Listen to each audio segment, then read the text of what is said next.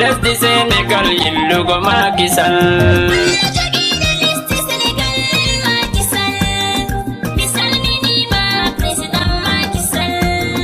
Président Macky Sall o yi aduna ko le 11 décembre 1961 Fatick o naati e parti PDS ko 1980 ko e juillet l'an 2000 ha e 2001 o waɗa directeur de la pétrole du Sénégal.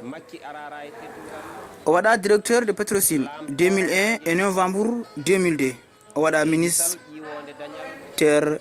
de l'énergie et de l'hydraulique 2002 août 2003 koye 2004 juin 2007 o woni premier ministre e on ɗon saha o waɗa premier ministre o noma koye mars 2007 wonno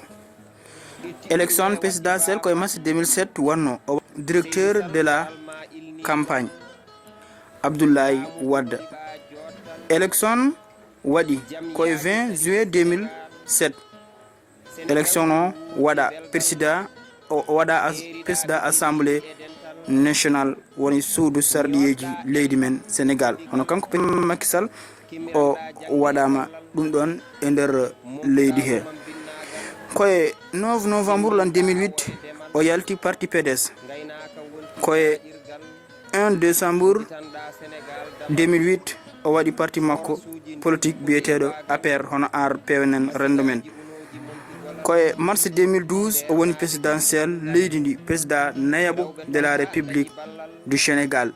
Reportage Usmaan Tuure ɗo e Sgtv Gunaas ma en gartu e historie e hol golle makko e holto torni jehen ƴeewoyde hol weltare ɓiɓɓe leydi ndi e makko.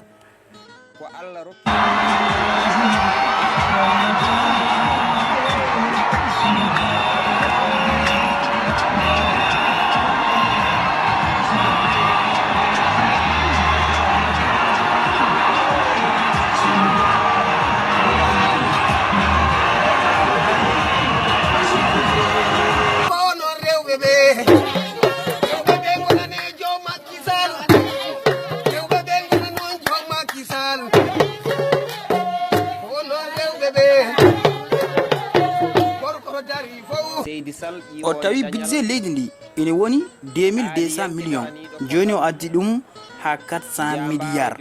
faggodu ndu wonno ko go'o piccal jiiɗiɗi.